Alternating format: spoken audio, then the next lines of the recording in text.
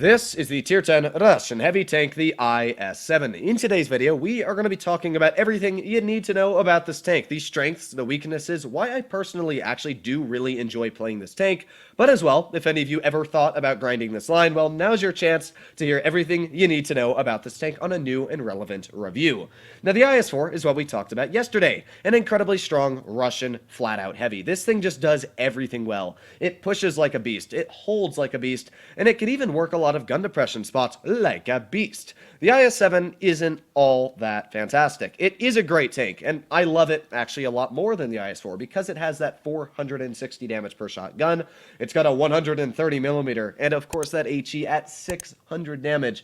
I do like that a lot. That is something that's incredible about this tank is the alpha damage. And of course, while the penetration isn't fantastic on the premium, it's still plenty to cut through basically any frontal armor. It's more than the 5A, I'll say that, so I do enjoy that part more on this tank.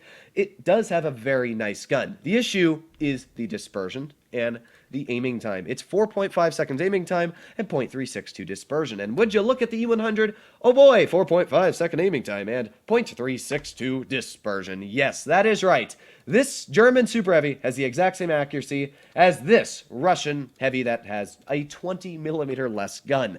So that is quite unfortunate for the vehicle. But what is not unfortunate is that mobility going 50 kilometers per hour and 15 in reverse. It's got a fantastic power to weight ratio of 18.0. That's normally unheard of for a heavy tank. So this vehicle, it is a speedy boy. It can very easily get up to top speed on any flat terrain or slightly hilly terrain at that. And when you're up to top speed, oh boy, it really gets a lot of medium tanks nervous. And of course, the thing that's great about mobility, we'll get into a battle while I talk about this, but the thing that's great about mobility is the ability to get into position. That is something that's incredibly strong. The faster you are, the quicker you are in getting into an aggressive position. And of course, if you can beat the enemy team into getting into a spot you want, that is going to be incredibly influential in the long term of the battle because you're going to be able to hold the enemy team, push them back, and hopefully win the game. So here we go. We're going to see just exactly what we're able to do in this battle. We're up against a Krandong, an IS-8, and an ST-1. We have a Kron and a Yo. That is incredibly good for our side of the lineup. Now, I'm, of course, going to try and push my i7 past this Kron. I would love to do that. Now, I will say, this is quite a heavy vehicle. I think it weighs upwards of 50 tons. So because of that, you will struggle going uphill a bit. You can see we're not going super fast. But once we get on flat terrain, this is where high gear kicks in. Okay, Kron, please don't scrape me. Speed is key. We're going 35 already, and now we are in position. So what are we going to be able to do? Well, we got that Leopard off to the side, and hopefully we're going to be able to steal a shell. Boom, there you go. I actually thought there was a tank on my side. I was really nervous there for a second, but no, it doesn't look like there's anybody on my side. We've got the IS-8 there who just fired, and with that, we're going to pull around this corner and get a nice tap into you. 424 rolls, if I'm not mistaken. I think we did. Yeah, 848. What the absolute heck? All right. Well, I guess that's my luck in today's gameplay, but oh wow, we've got the Krandong over here as well. That is an incredibly deadly heavy tank, of course, but thankfully my Kron is also pushing over to help me. So we've got support, which I will definitely take a lot of, and now you're hopefully going to be able to get a nice tap into you. Let's angle that hull out, so hopefully that Kron doesn't get a shell into me, and wow, this is a weird game, I'm going to be honest. Very, very weird at that. We've got the ST-1 off to the side, we got the IS-8 over here. Let's get a nice tap. Oh, that is a beautiful tap. Now, sadly, our Yo is already dead, which is very unfortunate for the team. And with that, I really hope this Kron can hold this well, because I'm not going to be able to hold this entire line for this Kron. So here we go. We got the IS-7, and we got the grill. Oh, that's going to hurt. That's going to hurt. Oh, thank God we got the bounce. Oh, that is what I'm talking about. Now, we do have the Kron again pushing on me, but I'm going to wiggle this tank, and hopefully he's not going to take too much off. But that will. That did take quite a hefty chunk off our vehicle.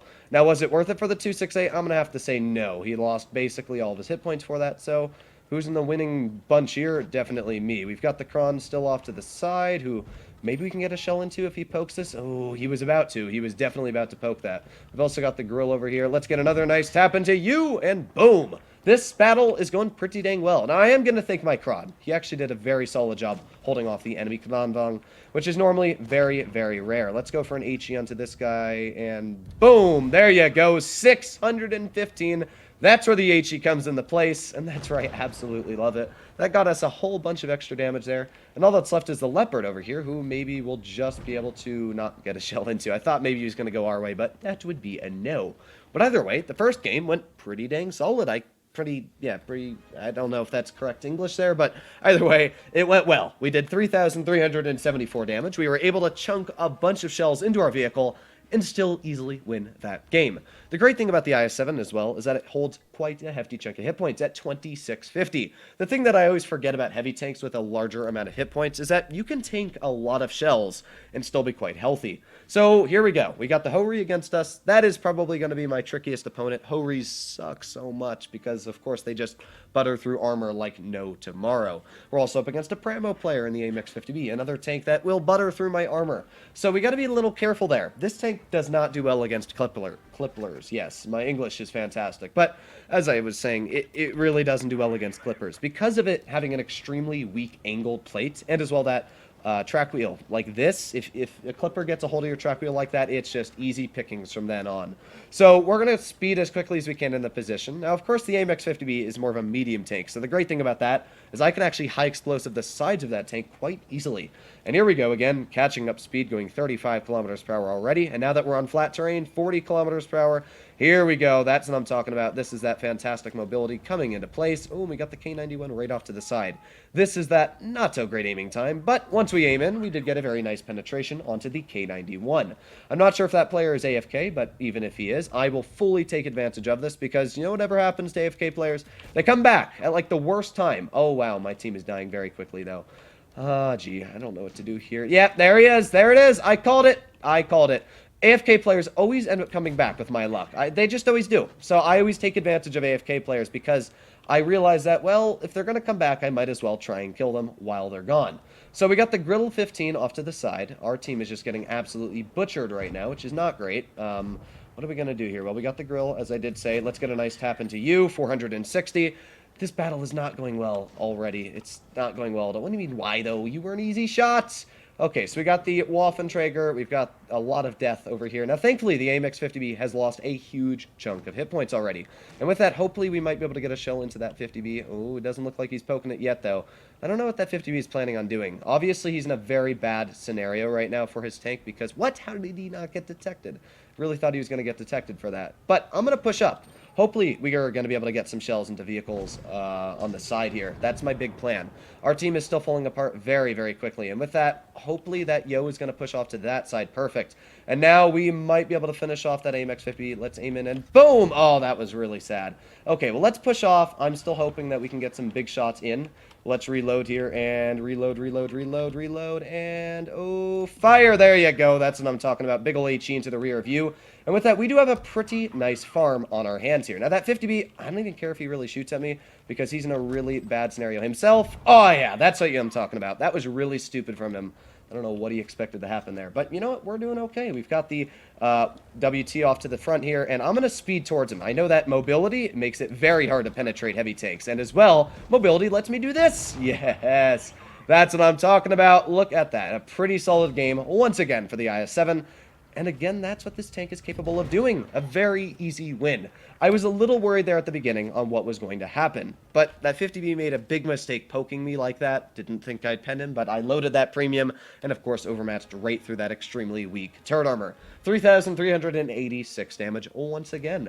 So this wasn't, you know, an amazing game. We didn't do anything out of the blue extraordinary. But what you did notice is, again, that alpha is super nice. You're able to comfortably get big slaps in the vehicles with high explosive, and that feels so nice. We took 694 off this guy. The HE, I think even as Spall Liner, rolled like 590. It's very nice to get those big HE rolls out, and that's something that I absolutely love about this tank. We would have gotten another 600 roll on this T-54E1, and that mobility really helped us come into clutch at the end of that game, come swooping in from the rear, and get some big ol' shots in there. The thing that I always would suggest, by the way, if you ever play on Faust, never go under the silo. Unless you're forced to, or you're trying to do a sneaky plan, don't do it. When you go under the silo, you basically have to just put yourself in an area where you can be circled all over the map.